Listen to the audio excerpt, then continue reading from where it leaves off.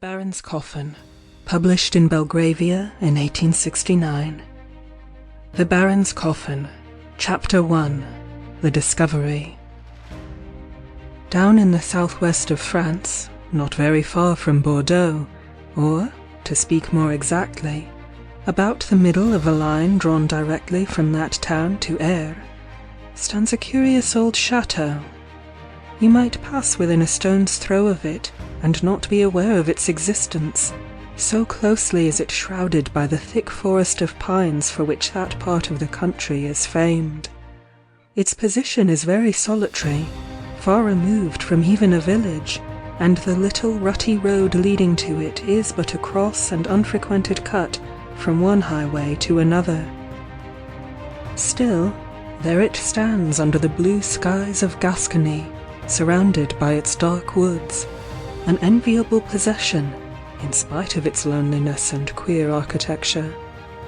And dark deeds were done there in times, and by men not very long passed away. I made acquaintance with the place, under a professional introduction, in this wise. I was an architect, young, struggling, with, I thought, a great deal of talent, which society neglected to its own injury and mine. I had no work, and I had no means. Moreover, I was in feeble health. One day my old master, who had always had a kindness for me, said, "Owen, my boy, I've got a job for you to do, if you are not too much engaged." The dear old fellow spoke quite gravely, though he knew as well as I did that my only engagements were dinners and suppers with my fellow idlers. To go abroad. "I dare say I could manage it," I replied quickly. "It's to go and examine an old chateau in the south of France, a tumble-down old place, I'm told, but which the family pride of its possessor won't allow to go to utter ruin. You've heard me speak of old Baron de Gaulle? Well, it's one of his places.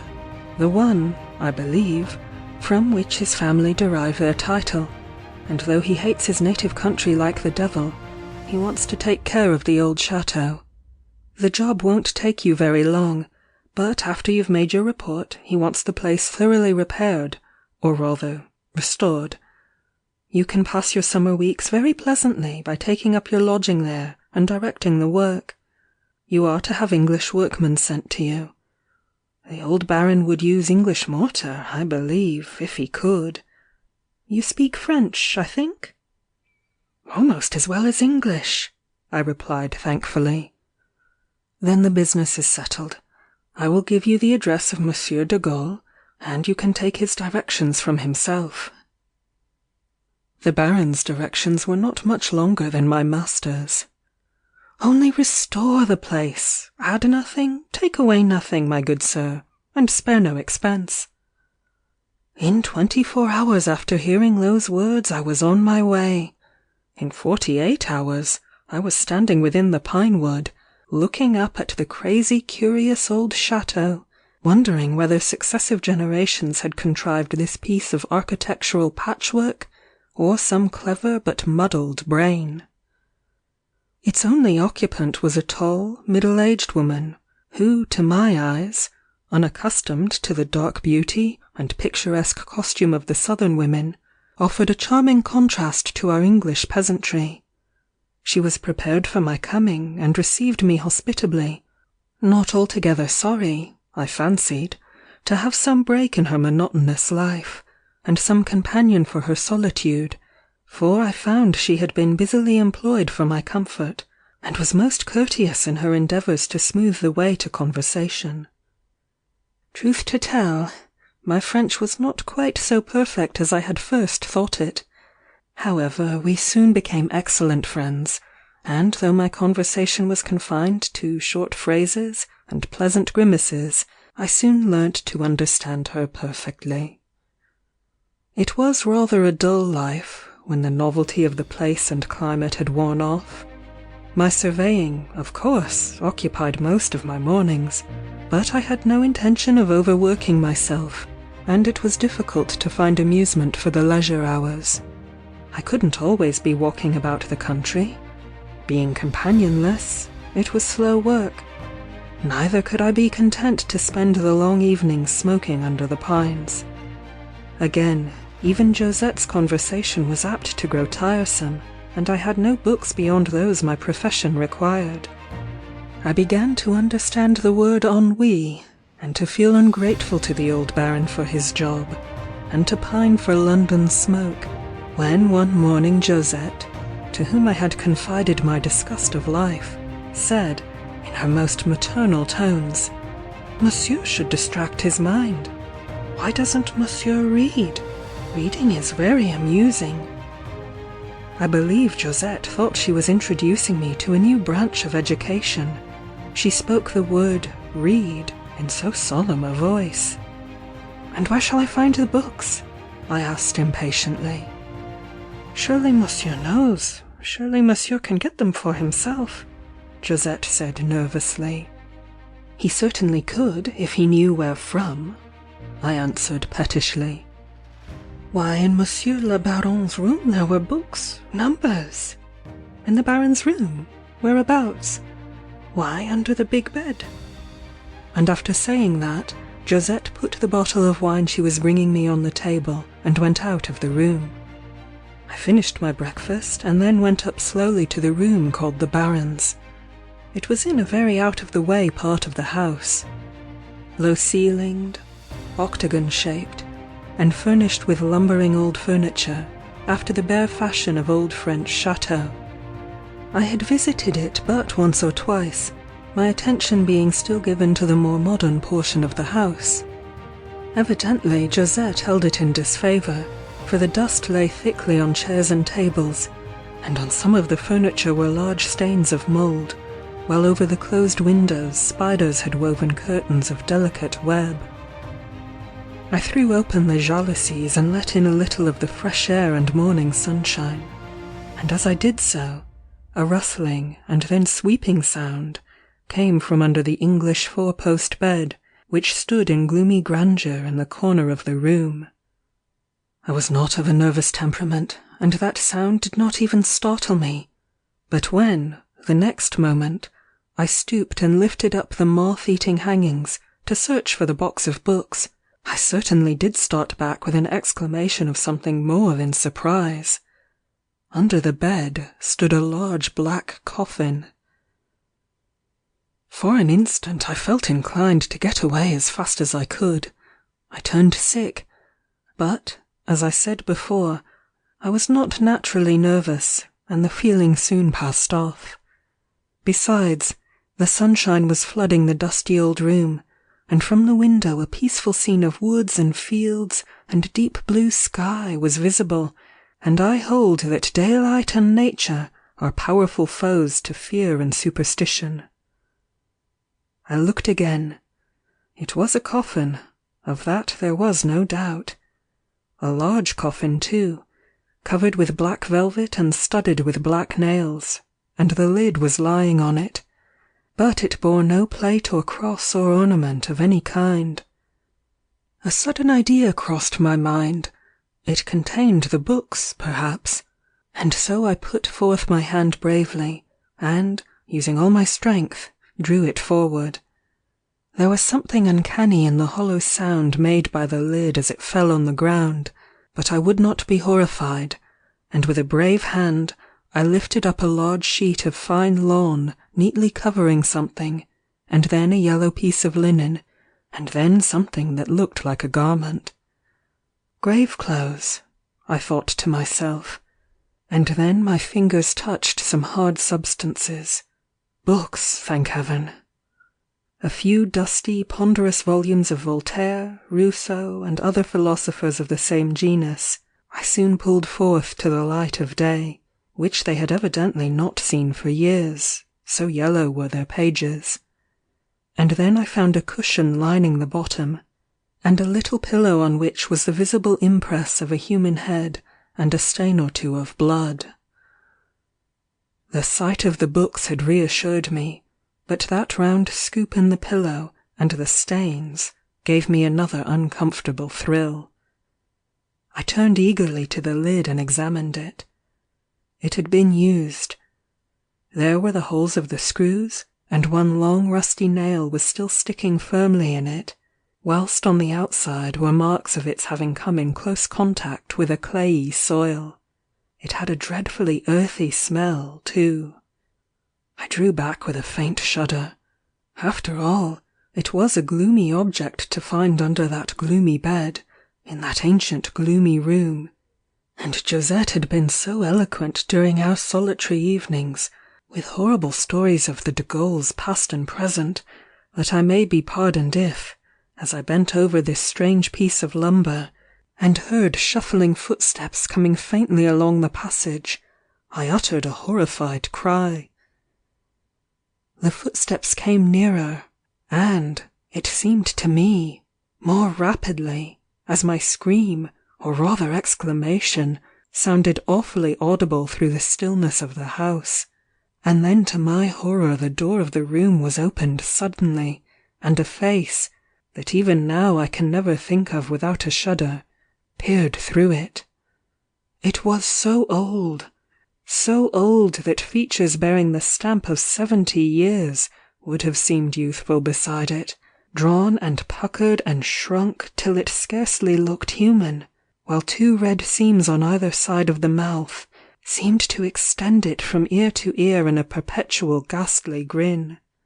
On the chin grew a scanty tuft of long white hairs, but the scalp was entirely bald. And to increase the horror of such an object, the left ear was gone, and the right so frightfully mutilated that it was only by the position I recognized what the hideous lump of flesh had been. My first thought was, that before me stood the former occupant of the coffin, and all the stories of ghosts, vampires, dead men wandering about their old haunts, wronged spirits tormenting those who had wronged them, rushed to my mind with the terrible conviction that I was about to be forced to add myself to the number of their believers, when from that hideous mouth came the sound of a human voice. "Que faites-vous là?" said the aged apparition tremulously. I don't know exactly what I said or what I did. I have a faint recollection of pitching a volume of Rousseau at the spectre's head, and then rushing down the old staircase at a rate that was increased by hearing a peal of goblin laughter echo through the house. Josette met me. "Mais qu'est-ce que c'est donc?" she exclaimed in alarm. "Have you seen the ghost of old Monsieur le Baron?" "I have seen an awful object," I answered breathlessly. "I have seen—" "Moi!" exclaimed a voice on the staircase, and looking up, there we saw the hideous face grinning at us over the balustrades. "Ah, mon pauvre grand-père, c'est toi!" said Josette composedly.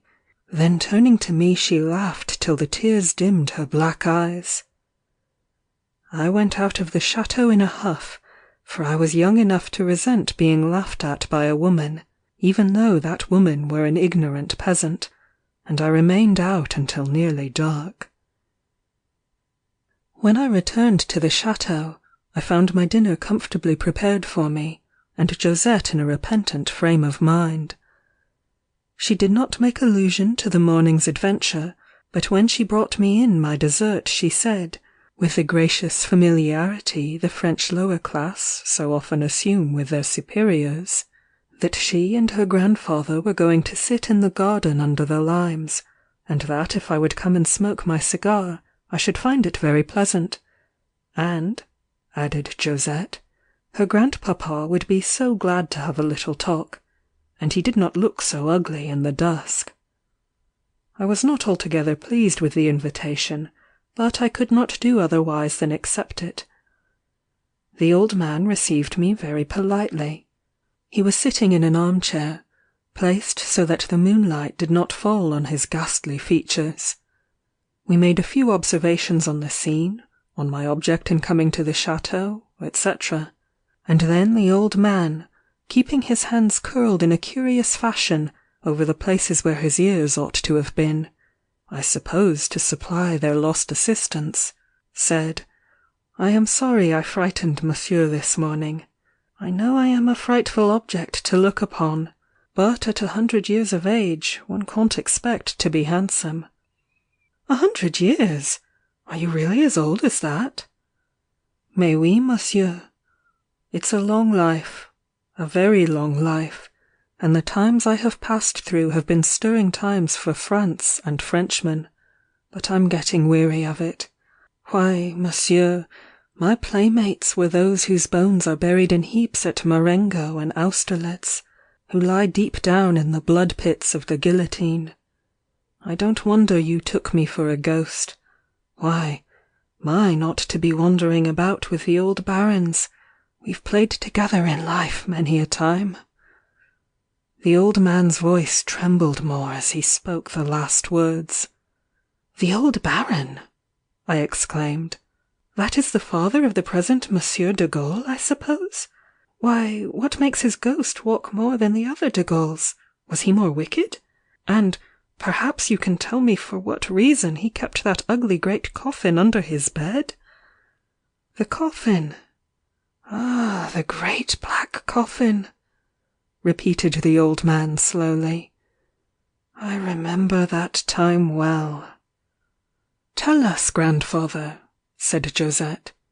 "It's a beautiful night to tell a story in the open air. Wait, and I'll give you a goutte to brighten your memory. There. Now, tell us about the black coffin under the baron's bed." End of section 4.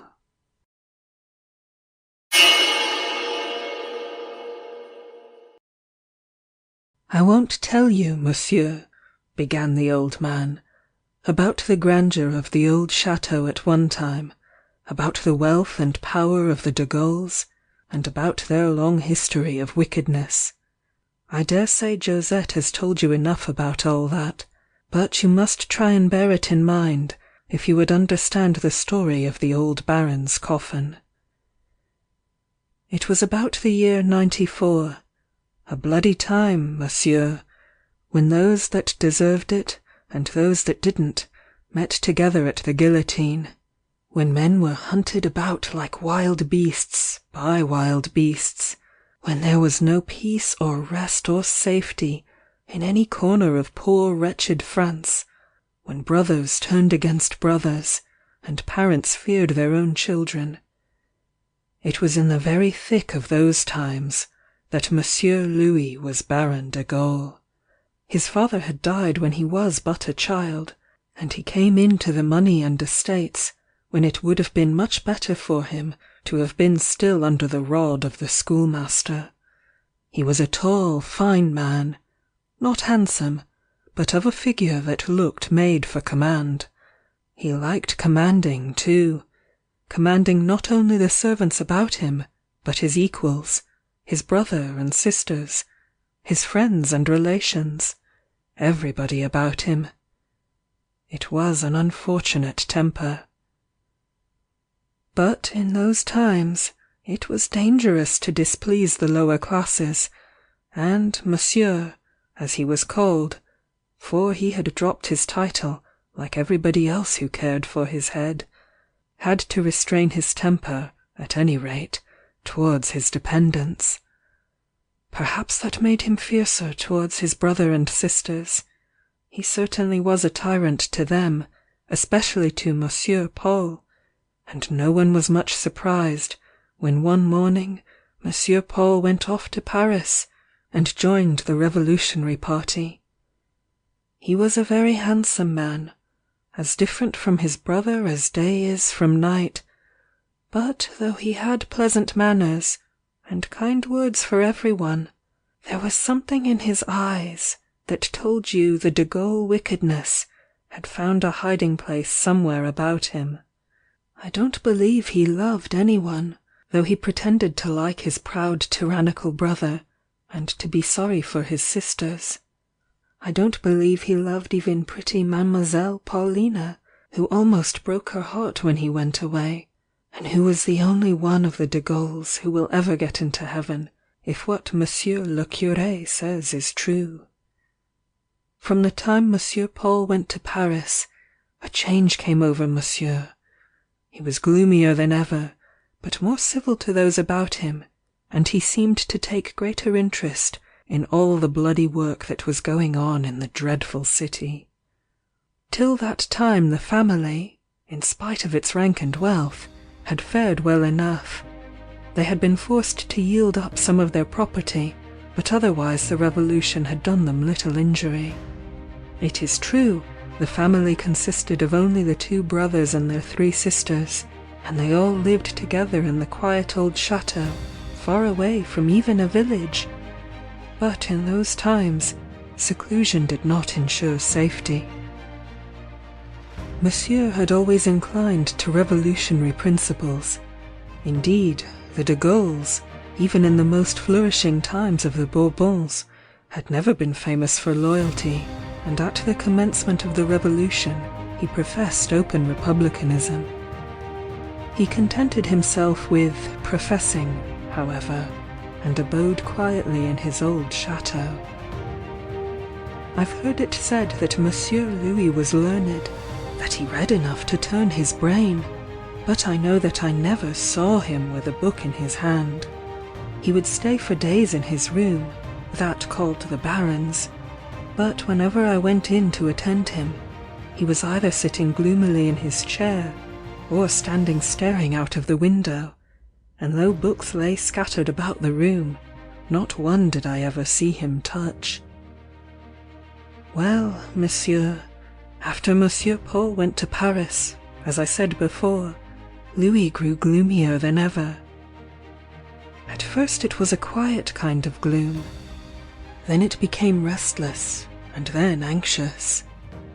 We all saw that, for Monsieur Louis was the head of the family, the master of us all, in spite of the revolution, and we used to watch him, and study his face and his temper, as some people do a weather glass, and somehow, when he looked pleased, the old chateau seemed gayer, and we were all happier, whilst if Monsieur looked cross or sad, it was a dull time for us. After Monsieur Paul went away, there was not a gleam of happiness on Monsieur Louis's face from one end of the week to the other. First he shut himself up in his room, then he took to wandering about the house, coming down among us servants in the kitchen, and going to the rooms of the young ladies. He seemed to hate being alone, though when he was with anyone he never talked. And after that mood passed away, he took to riding about the country, visiting the villages and the nearest towns.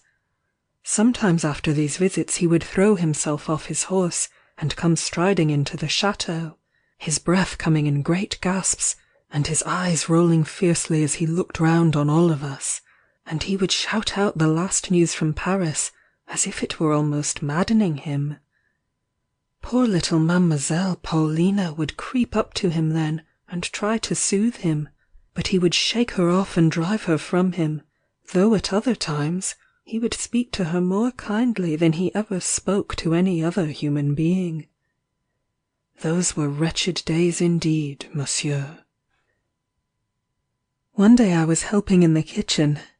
There were not many servants about the chateau in those times. Besides, I was a clever cook, and could serve up a dinner which even Monsieur Louis enjoyed. When I heard Monsieur coming along the passage, clanging his spurs on the stones. There's no change for the better in his humour, I thought to myself as I listened. And I was right, for the next moment he put his fierce face into the room, and shouted to me to go to him, as if I were a dog and he my master. "I suppose you'd be frightened to put your nose outside the gates," he exclaimed scornfully. "You wouldn't have the courage to go to Bordeaux." "To Bordeaux, monsieur?" I replied in amazement. "Has monsieur any business for me to do there?" Instead of replying, he fixed on me his stern eyes, as if he would read my very soul. But I bore it without shrinking. I knew I was a faithful servant, and not a coward. Then he stretched out his hand, and as he laid it on my shoulder, I felt that it trembled like a child's. "Antoine," he said, I believe as far as men can be good and true, in these God-deserted times, you are.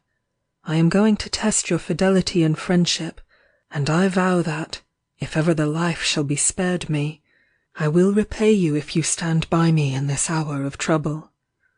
"Monsieur has only to say what he requires done," I answered quietly. "My family was always faithful to the de Gaulles." He put his arm through mine and led me out to the group of pines standing just to the left of the chateau. Though the sunshine was pouring down like molten gold on the country all round, it was cool as an autumn evening under the shade of the wood, and Monsieur seemed to grow calmer as we walked among the trees. "It's the old story, Antoine," he began, after carefully looking round. "The old story of brotherly hatred and treachery." I started. "Not Monsieur Paul!" I exclaimed. For though I had always liked him better than Monsieur Louis, I distrusted him, and always feared that some day the evil shining through his blue eyes would work its way out somehow. "What?" said Monsieur scornfully. "Have you too been taken in by his false smiles? Perhaps you would rather serve him than me, would you? Speak quickly." His fierceness came back again. He seized my arm, and, with another of those alarmed looks round him, put his other hand in his bosom, as if in search of something. "I serve the head of the family," I replied calmly. "I am the servant of the Baron de Gaulle, not of Monsieur Paul." He looked at me again, and then dropping my arm, said, "I will trust you. I must trust you. You know I can reward you if you are faithful, and I think you know my temper well enough to know also that I could and would revenge myself if betrayed." I did indeed, and yet I did not shrink from him. "I have heard from Paris," he said in a quieter tone, "that there is every reason to believe my brother is playing treacherously with me. He hates me, and wants the property. You can guess what he means to do." "Denounce Monsieur," I whispered. "I am told that there is someone waiting to see me at Bordeaux, who has a message for me from Paul. Some overtures he wishes to make, I suppose, and I am further told that it will be the worse for me if I do not meet this messenger."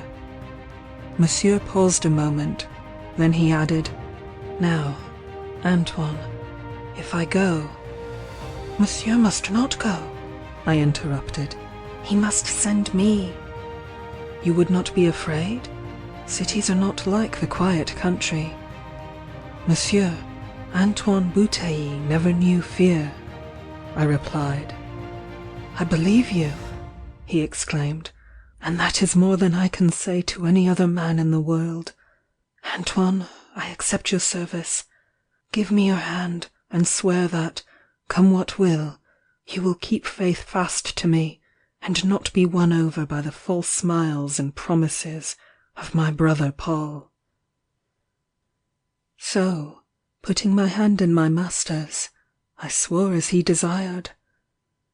Remember, monsieur, that hand was then the clean hand of a French nobleman. There was only honour in touching it then. End of section 5.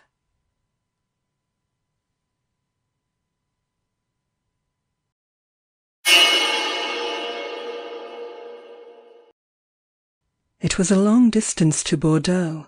The old sundial standing in the courtyard of the chateau marked scarcely noon, as, mounted on Monsieur Louis's own horse, I began my journey, and it was not very far off midnight when I reached the city. It was but feebly lighted by lamps in some of the principal streets, and had it not been for the bright moonlight pouring down on it, and on the broad Garonne, I should have had some difficulty in finding the particular spot where I was to meet Monsieur Paul's messenger.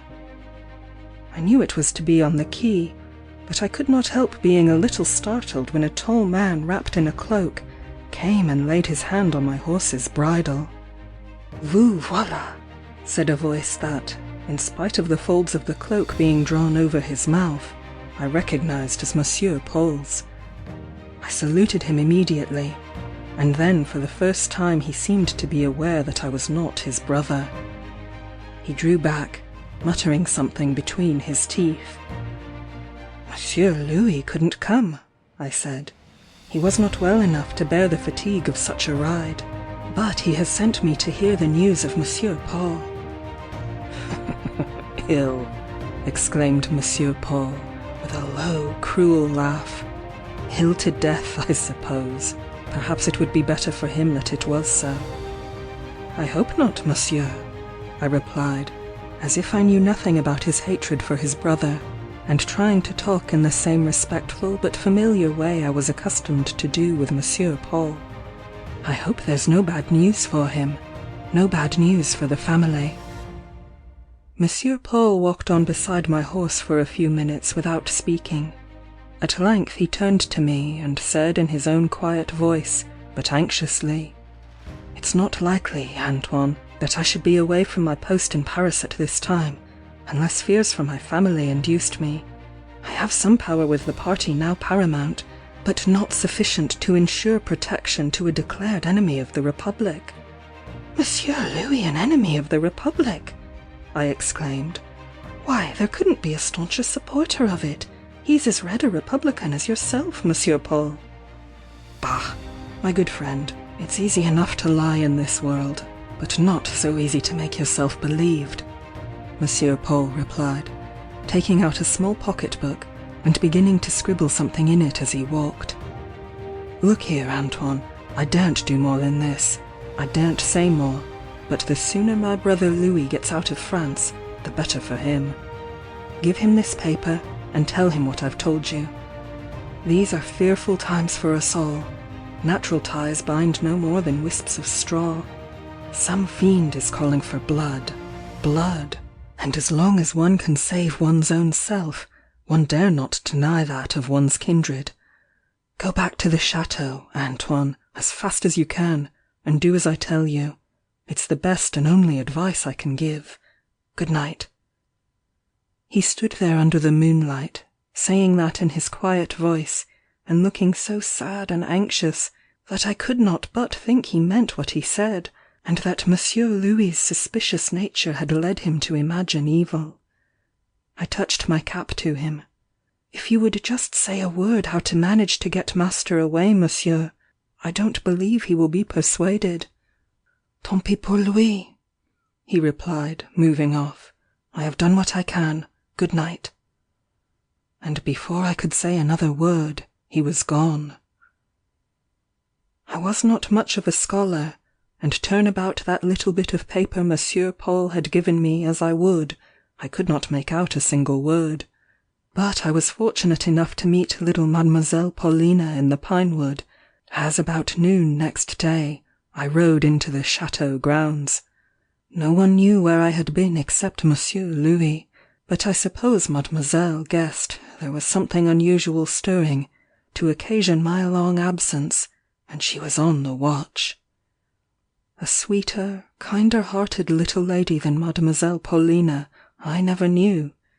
She was the only good thing about that gloomy old place, for the other two young ladies were very much like their brothers in disposition, Mademoiselle Marie resembling Monsieur Louis, and Mademoiselle Clotilde, Monsieur Paul. Well, when she caught sight of me, she came running up, and catching hold of the horse's mane, she exclaimed, "Where have you been, Antoine? Tell me at once. I know there is something wrong going on by Louis's face. Tell me out truly and boldly, Antoine." And she tried to look commanding and stern like her brother, but couldn't, because she was terribly frightened. "Mademoiselle," I said sorrowfully, "if you want to know your brother's secrets, you had better ask him. Will you be kind enough to read this paper to me? It's a note I have just found on the road." She took it and glanced at it, and then looking up at me she cried, "Antoine, do not lie! This is my brother Paul's writing. Where did you get it?" "Will mademoiselle read it to me?" She bent her head over it, and her hand shook like an aspen leaf. "Things are looking black for you. The only plan I can think of is flight, or the one suggested. Should you determine on the former, let me know, and I will do all I can to delay a crisis." We were neither of us great scholars, though Mademoiselle could read beautifully, and when she looked up and asked me in a frightened tone what it meant, I could tell no more than she. "Did Paul give it to you?" she asked presently.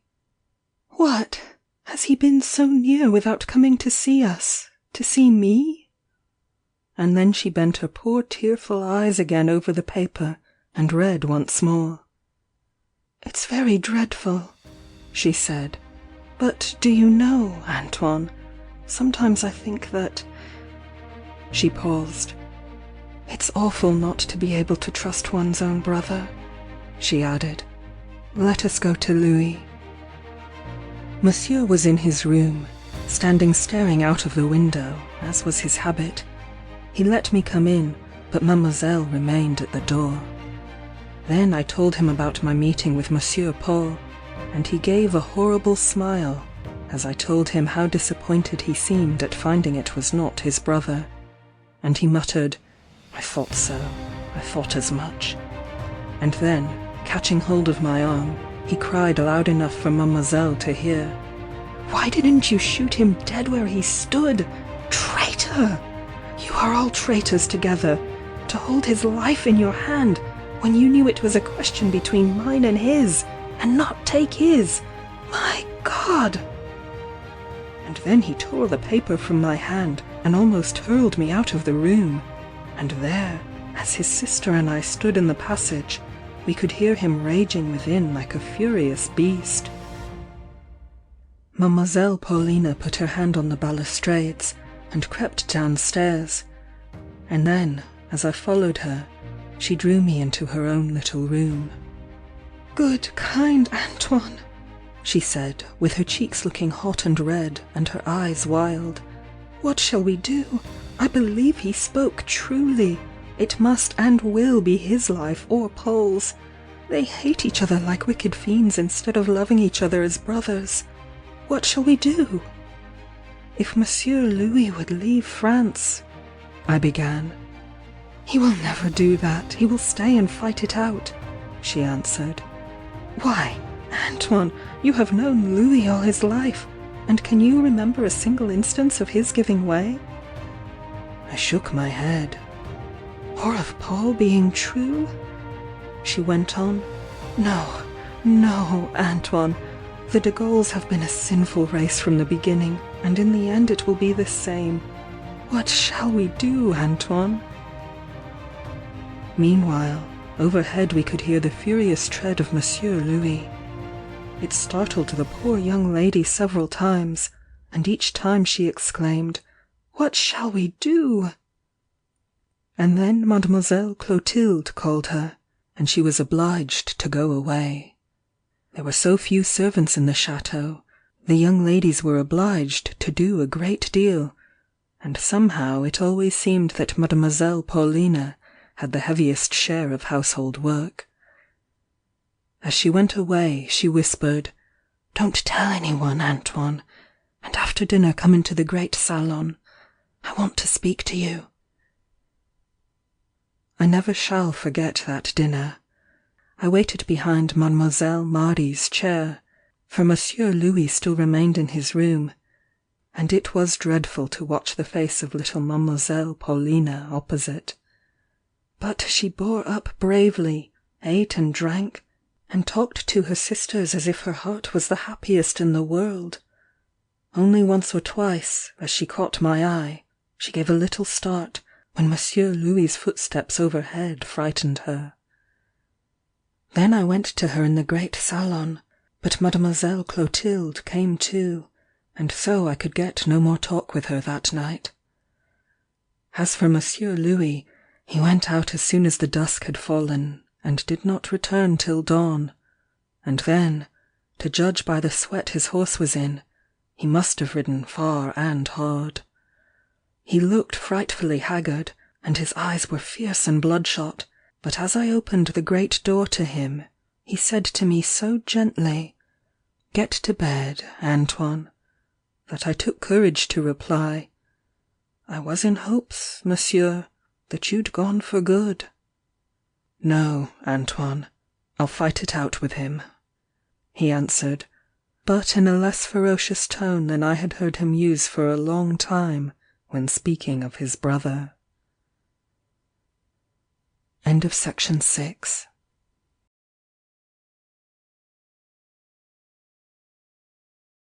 How we watched the next day! Monsieur Louis from his window, I from mine, and little Mademoiselle Paulina from the flat roof of a part of the chateau, to which she had ascended through a small window in the roof. How we watched! How we listened to the slightest sound on the road! But the time rolled on.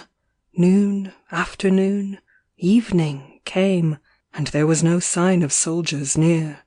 The old chateau still stood peacefully among the unbroken stillness of the pine woods.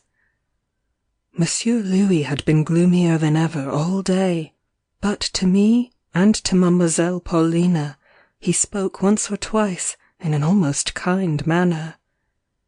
He took nothing from dawn to dusk except a crust of bread and a large glass of brandy, and I observed that he scarcely ever moved from his standing position at the window. I had often seen him stern and unsociable, but never in such a mood before. When it was quite dusk he roused himself a little, and then, precisely at 9 o'clock, he put on a large cloak, and, calling me to follow him, set off at a rapid pace through the wildest and most secluded part of the grounds.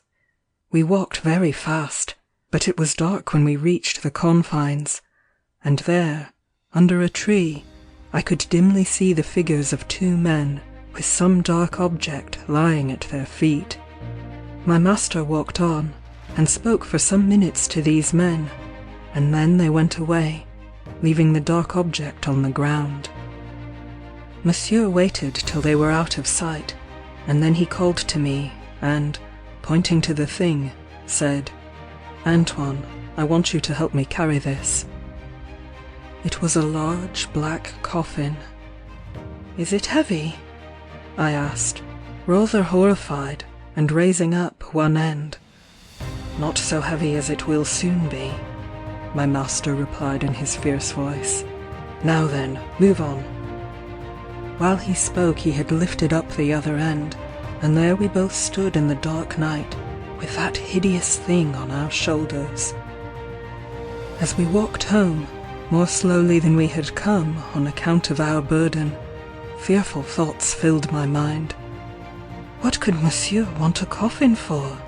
Was there an occupant ready for it, or did he mean to commit suicide? The last surmise seemed scarcely probable. Suicides seldom trouble themselves with funeral arrangements. When we reached the chateau, who should meet us, creeping out of the great salon, but Mademoiselle Paulina? She carried a candle in her hand, and I shall never forget her white scared face as she held it up and let its light fall on the great black coffin. "What is it for?" she muttered between her clenched teeth. "Oh, Louis, it is not Paul. Say it is not Paul." But Monsieur Louis only lowered the coffin from his shoulder, and, telling me to carry it up to his room, himself led the way. Mademoiselle Paulina followed, and then, as we set our load down in the centre of the polished floor, she dropped into her brother's large chair and exclaimed again, "Oh, Louis, say it isn't Paul." He took no notice of her, but, taking the candle, knelt down by the coffin and began examining it carefully, and I did the same. There were small holes in the lid, and it was deeper than coffins usually are, whilst at the back there was a large air hole, carefully concealed by the fringe of the lid. I began to understand its use, and so did Mademoiselle Paulina. "Now then, Antoine, listen to me," Monsieur said, as he looked up with horrible satisfaction, from his examination. I was not to be deceived by that kind advice to fly from France. I knew well enough what would happen, and I would rather face them all here with my sword in my hand than be fired at in flight. If I should be arrested by order of the Convention, I also know my fate. This is what I propose doing. If strangers come to the chateau, you must give out that I am dead, and immediately close the coffin lid on me, and bury me in the vault in the chapel. If Paul comes with them, you need only place me in the coffin, and leave him and me to do the rest. You can let me stay safely in the vault for 12 hours, but after that, Antoine, Paulina, my blood will be upon your heads. There, now go. Leave me alone, for God's sake. I cannot hear of such a dreadful, wicked thing, Mademoiselle Paulina began, clasping her little white hands entreatingly. Oh, Louis, listen to me. Hide while there is time. Hide. And what hiding place within 10 leagues of the chateau does Paul not know? Fiercely interrupted her brother. Oh, Louis, he is not so bad, Mademoiselle said piteously. Only try, and I will watch and pray him. Be silent, and go to bed. Do not preach to me. My mind is made up. Monsieur answered sternly, and then he went out of the room, and as neither I nor the poor young lady liked to be alone with that hideous thing, we also went away to another part of the house. Oh, that these awful days were over, Mademoiselle murmured as she went into her own room. But they were not over yet. They were only beginning. The sun rose the next morning, as bright and glowing as if it rose upon paradise, rather than great bloody France reeking like a slaughterhouse. I could scarcely bear to look out on the brightness. Still, it was some comfort to see that in the sunshine the country looked peaceful and quiet as usual, that between the trees there was no sign of glittering arms or terrible uniform. I took a cup of coffee to Monsieur's room as early as possible, but found him occupied in writing, and could not induce him to take it. "Keep it for 24 hours hence, Antoine," he said. "I would dare wager I shall want it then. Remember, Antoine," he added, 12 hours at farthest. For your life, remember that." Monsieur looked at the black coffin lying at his feet as he spoke, and I shuddered. Just then Mademoiselle Paulina called me softly, and when I went to her, she beckoned me to the window where she was standing. "Look out to the west, Antoine. Do you see anything?" she said in a quiet, frightened tone. I did look, and I saw a faint glittering far away along the Bordeaux road. "Mademoiselle, they are coming," I said, feeling a great throb at my heart. She grasped my hand, and away we both flew to Monsieur Louis's room. I think he had seen the glittering too, for we found him hastily arranging his room, shutting the jalousies, and giving it as much as possible the trim, tidy look of a death room. Then with trembling hands we arrayed him in the death clothes, placed the coffin on the trestles in the center of the floor, and him in it. He had a small vial in his hand, and as he lay there his face looked so corpse-like that I should scarcely have been afraid of Monsieur Paul himself seeing it. Then, calling in the other young ladies, to whom Mademoiselle had already explained the danger, I left the room to watch for the approach of the soldiers, and give the alarm whether Monsieur Paul was with them or not. I never shall forget the terrible anxiety of that watching.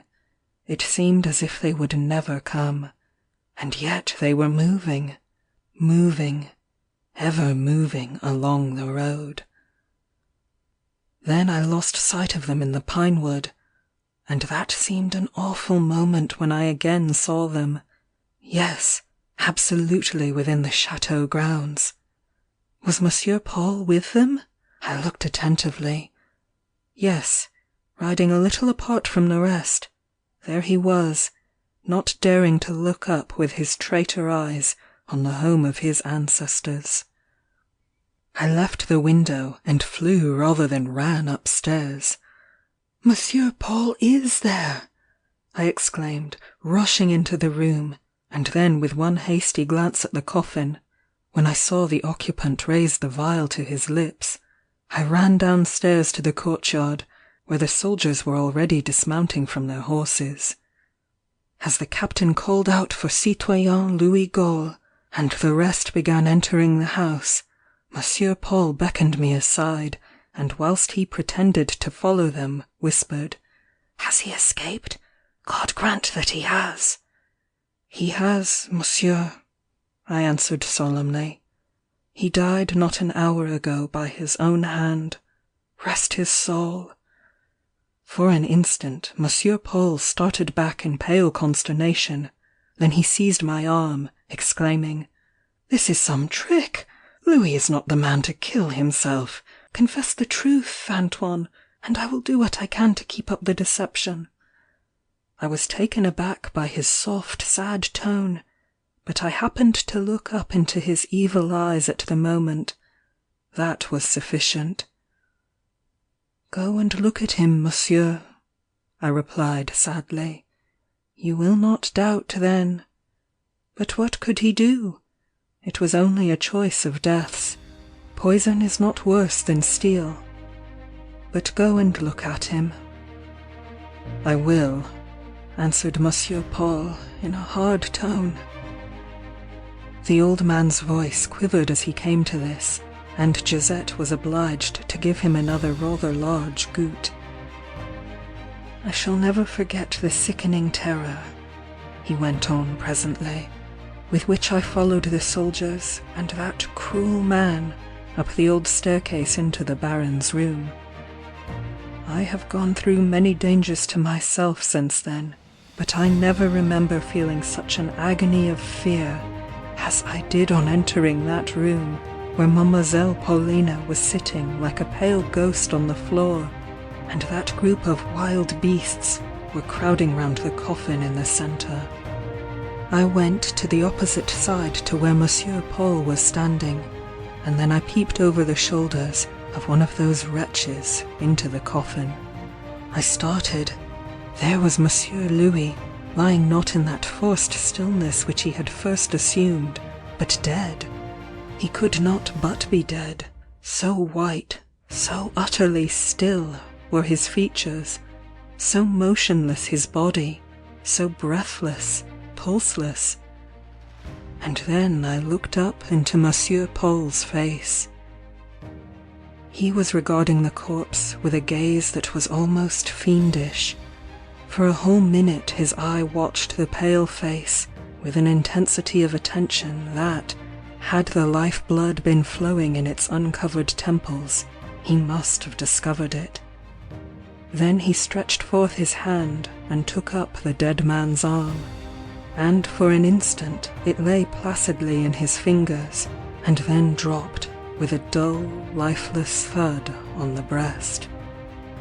After that he turned away, and putting his arm through one of the officers, drew him apart, and talked in a low grave tone with him for some minutes. Would they be satisfied? Would they go now, and leave us in peace? I caught little Mademoiselle's eyes for a moment, and they seemed asking me that. Then Monsieur Paul and the officer came back to the rest, and the captain told them that apparently their work was done for them, that they might go down and rest themselves, and after a few savage words they went, with their swords clanging down the great staircase, a horrid sound, and Monsieur Paul, the captain, Mademoiselle, and myself were left alone with the corpse. Monsieur Paul went and again bent over the coffin, and he heaved a great sigh and murmured, "Poor Louis, if he had only been persuaded! Poor Louis!" And then the traitor stretched out his hand towards his little sister, but she shrank away, and hid her face with her cold fingers. The captain meanwhile had been standing at the window, but he came back as he heard Monsieur Paul's voice, and taking up the coffin lid, said gruffly, "Come, come, if you want us to help you with this, we must go to work at once." And then Monsieur Paul sighed again, and with a hand that trembled, but not from grief, took the lid and laid it on the coffin, and then 2 of the soldiers were called, and I was sent for tools, and in a terrible quarter of an hour, monsieur, we had screwed up a living man in that hideous coffin. As we finished, the captain said quickly, "Now to the vault, and then to breakfast. You're master here now, Paul Gaulle, and we shall expect good wine." And then he laughed, and Monsieur Paul smiled with his lips, but his evil blue eyes remained anxiously fixed on the coffin. "Let them dig a grave under the lime trees," he said calmly. "Monsieur!" I exclaimed in terror. "There's the vault in the chapel. The de Gaulles were always buried there." "Paul!" murmured the poor young lady. But he answered, "What, a suicide in the old vault? Let them dig a grave under the lime trees." "Dig the hard earth under this broiling sun?" laughed the captain. "Why, the men would throw him to the dogs first." Monsieur Paul turned pale. "Well, then, to the vault," he exclaimed. And then the 3 soldiers helped me to lift up the coffin, and we bore Monsieur Louis down out of the house, across the sunny courtyard, to the little chapel, which had not been opened for many a day, and Monsieur Paul, with his own hands, helped to lift up the flagstone before the altar, and then, by the light of a single candle snatched from one of the candelabra, we lowered Baron Louis de Gaulle among the remains of his ancestors, a living man among the dead. And there we left him, and as Monsieur Paul put the key of the chapel into his pocket and came out into the sunshine, he looked round at everything with a smile.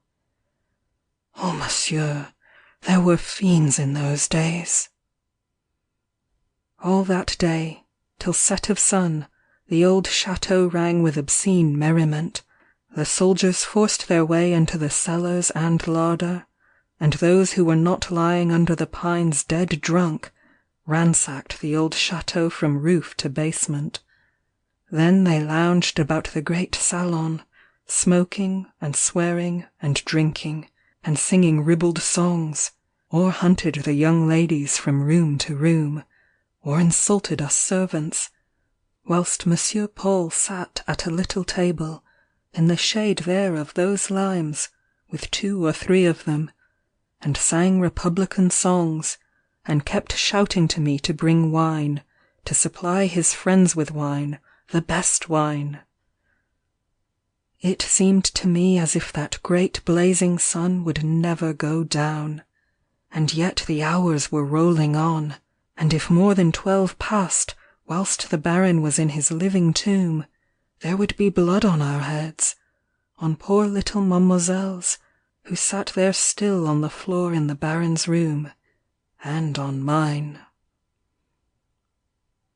End of section 7.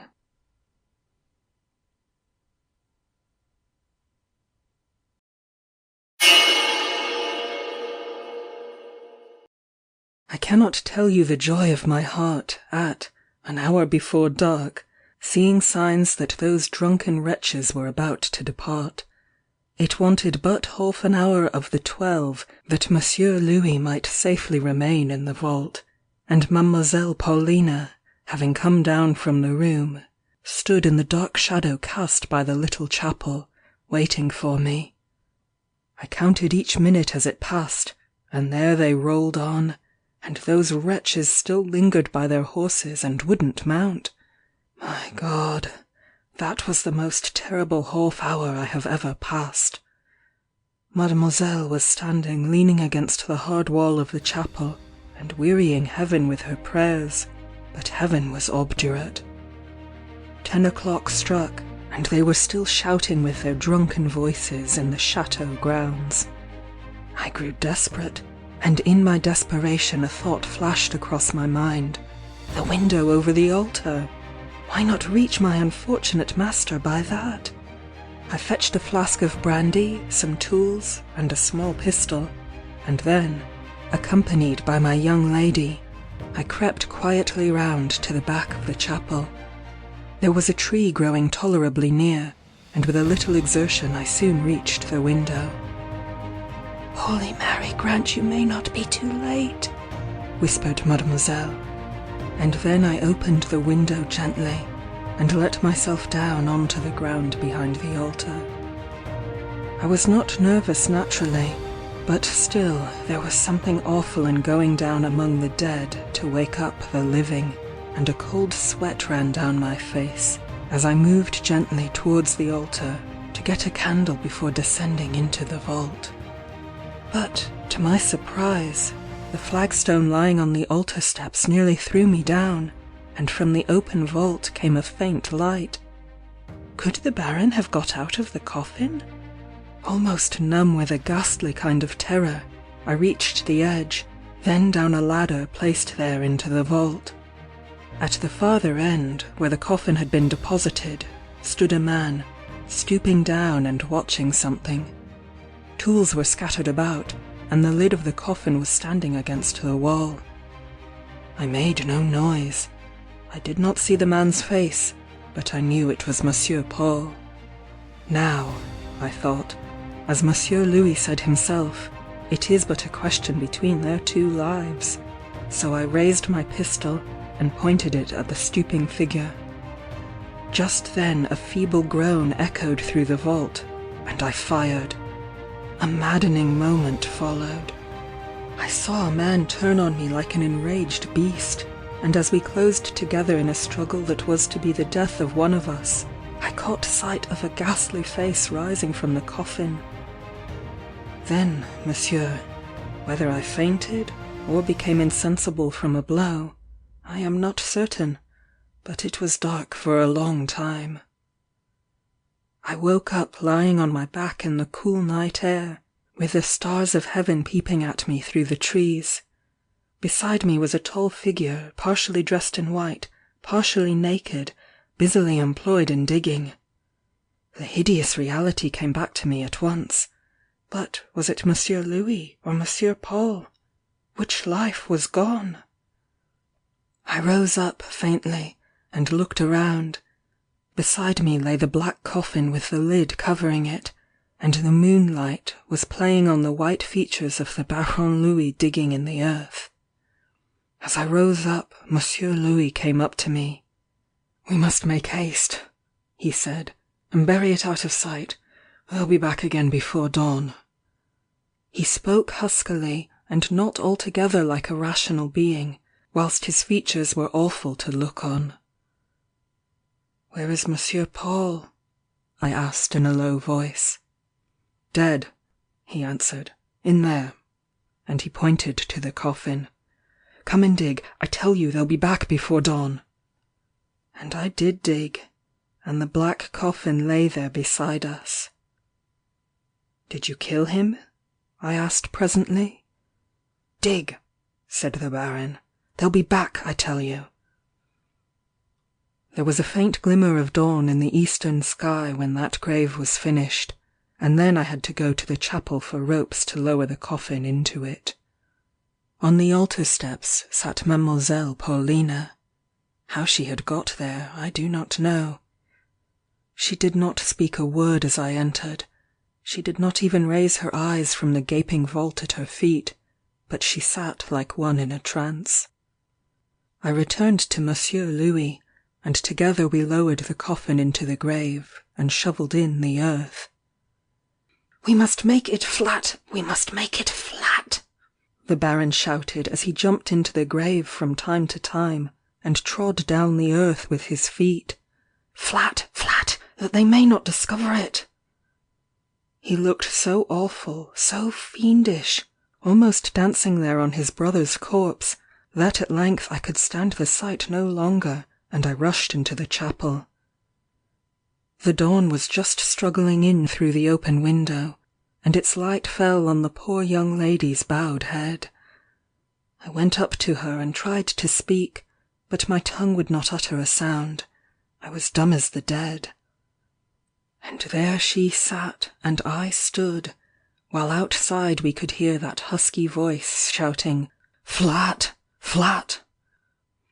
Presently he came after me, calling my name, and then, as the grey light fell on his dreadful face and figure, and his sister saw him, she started up like one awakened from a dead sleep.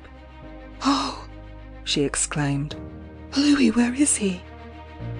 And then she seemed suddenly to remember something.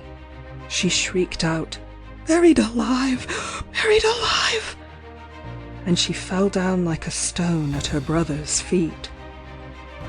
And those words of hers, monsieur, brought a terrible fear on me, one that, as I hope for pardon, never had crossed my mind before. I staggered like a drunken man, and was about to rush back to the grave, when the maniac caught hold of me and flung me down into the vault, and there, as I struggled in the darkness, I heard the flagstone thrown over it. The centenarian paused as he came to this, and stretched out his trembling hand towards the brandy bottle. "The horrors of that night, monsieur, you must think will never end, and I thought the same. It was terrible to lie there among the dead, and fancy you could hear the muffled cries of a man reaching you through a wall of earth. If ever I got out of that place, I knew it would be too late to save him. The deed was done. It had been a struggle between their two lives, and Louis had won. I lay there for hours. It seemed to me ages, and then, to my intense joy, I heard footsteps overhead, and a gleam of light came struggling down, and a flood of light, for so it seemed to my eyes wearied from the darkness, and women's voices called my name. I contrived to crawl out somehow, and then I found Mademoiselle, Marie, and Clotilde, one holding brandy, and the other bread, and both pale as death. It was evening, they told me. Their brother Louis had ordered them to wait until sunset before they released me. He had set off to Orléans, they believed. At any rate, he was gone, and Paulina was lying upstairs in a terrible fever, shouting out, "Buried alive! Buried alive!" They supposed in fear for me. I let them think so. I knew it was too late to do any good. I went upstairs, dressed myself, and ate, and put things straight a little after the drunken revels of the soldiers, and when it was dark, I took my spade and crept out to that dreadful place under the lime trees. It was sickening work, and when I came to the black coffin, I dropped my spade and felt I could do no more. No sound came from it. I took out my chisel and set to work to take the lid off, but it was firmly screwed on, and I had to work hard for many minutes. At length it was off, and then, holding my breath with fear, I looked in. It was a ghastly sight, monsieur. A face agonized and black, with staring blue eyes, the forehead bruised and battered, and the teeth clenched, absolutely closing in the nether lip, hands grasping each other with such force that one or two fingers were quite crushed. There was no doubt of what death he had died. Years and years passed away after that. The old chateau was closed, for Monsieur Louis went to Paris and showed that he was as staunch a Republican as Monsieur Paul had been. I followed him, and more than once, as I have heard of his ferocity and seen his white savage face, I have felt certain that it was some fiend who took possession of the body of the Baron when he rose from the dead that night, and that it was not my old master, bad as he had been, who did that awful deed. As for the young ladies, Marie and Clotilde went to Italy, and took up their abode in some convent. Poor little Mademoiselle died of the fever, and well it was so, for she would have had a cruel life, haunted by the remembrance of that night. When times grew more settled, Monsieur Louis, or Baron de Gaulle, as he then dared to call himself, went to England, and married an English lady, the mother of the present Baron, and there he lived till, I suppose inspired by a love of country, he returned to the chateau for a few months' visit, and died suddenly. He never forgot his promise to me, and not only gave me money whilst living, but provided for me in his will. But we rarely met. I think even his heartlessness could not bear the sight of me. He saw no priest, and I believe the story of that awful night, of how he got his brother into the coffin, of how he overpowered him, or even of how he himself contrived to revive from that death-like trance, never passed his lips.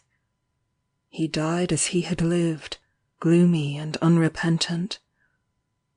The only allusion he ever made to the past was on the evening of his death. "Antoine," he said, "under my bed you will find the black coffin. Don't bury me in that. Remember, I won't be buried in that. I could not rest." And after his death, to my surprise, I found that coffin, empty too, under the bed in his room.